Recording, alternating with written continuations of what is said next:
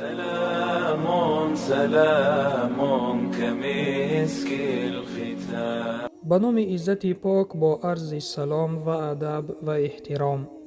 بعد از آنی که انسان به حاجتخانه در آمده قضای حاجت کرده با آب مخرج پیش و پشت خود را شسته می براید که این را استنجا می نامند، با دل نیت کرده طهارت را آغاز می کند.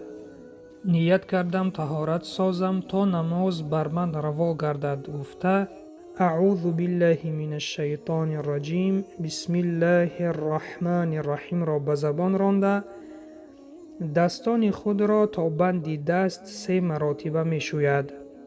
بعد از آن 3 مراتبه با دست راست به دهان آب گرفته غرغره کرده همین طور دهان را می شوید. بعد از آن 3 مراتبه با دست راست به بینی آب گرفته و با دست چپ بینی را می افشاند. بعد از آن روی را 3 مراتبه از پیشانی تا منه و از نرمی گوش راست تا نرمی گوش چپ می شوید. بعد از آن 3 مراتبه دست راست سپس دست چپ را با آرنج می شوید. یعنی شستن آرنج هم داخل می شود. بعد از آن با این دستانی تر 1 مراتبه سرش را مسح می کشد.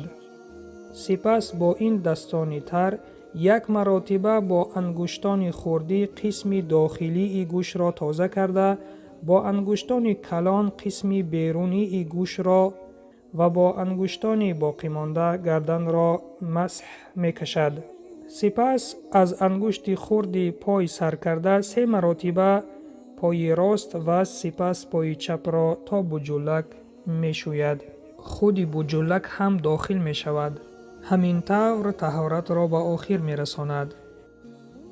پیامبر اکرم صلی الله علیه و سلم می فرمایند اگر کدام از شما طهارت کرده این عمل را بهتر به جا آورده و سپس می گوید اشهد ان لا اله الا الله و اشهد ان محمدا عبده و رسوله، یعنی شهادت می دهم که نیست خدای بجز الله و محمد رسول و بنده اوست، بر روی وی 8 در بهشت گشاده می شود و از کدام دری که می خواهد وارد بهشت می گردد.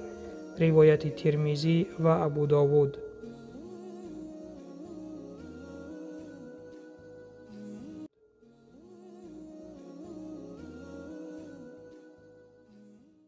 خداوند در قرآن می فرماید ای کسانی که ایمان آورده اید وقتی که شما به نمازخوانی شروع می کنید رویهای خود و دستان خود را تا آرین شویید، سر خود را مسح کشید، پایهای خود را تا بجولک شویید. سوره مائده آیت 6. از مضمون این آیت به ما معلوم گشت که فرضهای طهارت عبارت از 1. شستن روی، 1 بار شستن روی از جای سرشوی مویها در پیشانی تا زیر منه و از نرمی گوش راست تا نرمی گوش چپ. 2. شستن دستان، 1 بار شستن دستان تا آرنج. 3. مسح سر، 1 بار با دستی تر مسح کشیدن 4 سر. 4. شستن پایها، 1 بار شستن پایها تا بجولک ها. اینها اند فرضهای طهارت. سنت های طهارت کدام هایند؟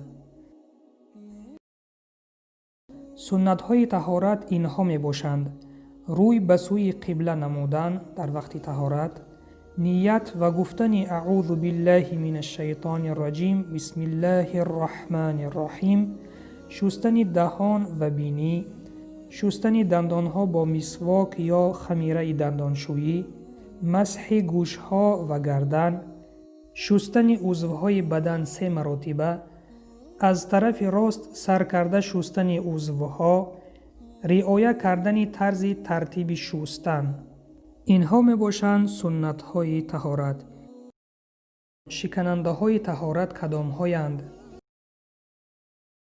شکننده های طهارت این هایند: شکستن حاجت طبیعی، یعنی به حاجتخانه رفته قضای حاجت کردن، برآمدن باد، برآمدن خون، ریم و خونابه یعنی زرداب، خنده هنگام نماز که دیگران می شنوند، خواب تکیه زده، بیهوشی، قی با پوری دهان، مستی، همه اینها شکننده های طهارت می باشند.